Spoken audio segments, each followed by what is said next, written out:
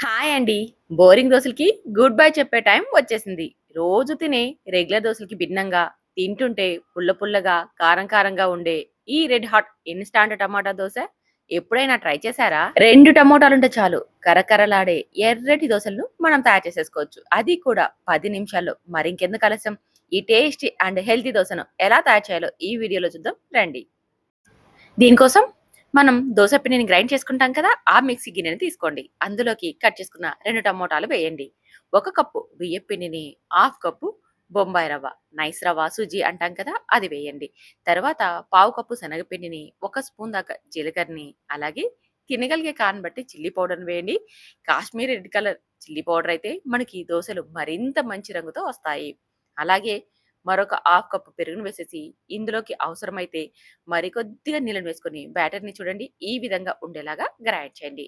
మరి లూజ్‌గా ఉండకూడదు, గట్టిగా ఉండకూడదు. ఈ విధంగా ఉంటే సరిపోతుంది. ఇప్పుడు ఈ బ్యాటర్‌ని ఒక బౌల్‌లోకి వేసేయండి. తర్వాత మూత పెట్టి ఒక 5 నిమిషాల పాటు పక్కనుంచండి. ఈలోపు మనం ఇందులోకి చట్నీని ప్రిపేర్ చేసేసుకోవచ్చు. 5 నిమిషాల తర్వాత ఇందులోకి రుచికి సరిపడా ఉప్పుని, అలాగే చిటికెడు వంట సోడాని వేయండి. వంట సోడా పూర్తిగా ఆప్షనల్. వేసుకోవచ్చు. అలాగైనా దోసలు వేసుకున్న మంచిగా వస్తాయి. ఇప్పుడు మీకు అవసరమైతే కొద్దిగా నీళ్ళని వేసుకొని బ్యాటర్‌ని ఈ విధంగా కలపండి.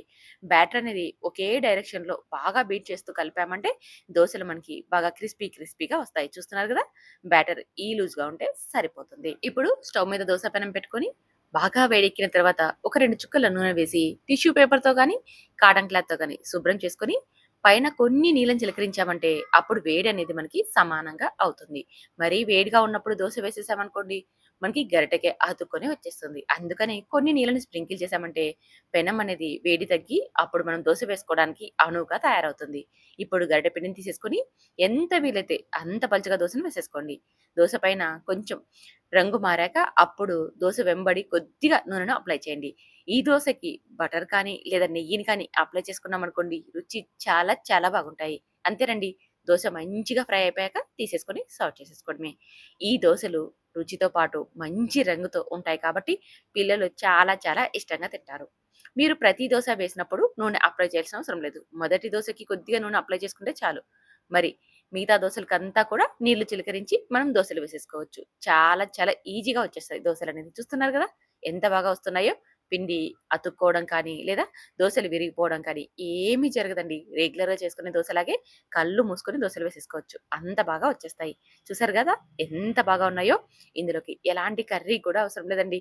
మనం ఇందులోకి స్పైసీ యాడ్ చేసాం కదా! ఆ స్పైసీతోనే దోసలు చాలా బాగుంటాయి. మరి మీరు ఈ టమాటా దోసను ఒక్కసారి ట్రై చేయండి. నేను చెప్పిన విధానంలో. ట్రై చేసి, టేస్ట్ చేసి ఎలా వచ్చాయో కామెంట్ చేయండి. ఖచ్చితంగా నచ్చుతుంది. నచ్చితే లైక్ చేయండి. Thank you for watching.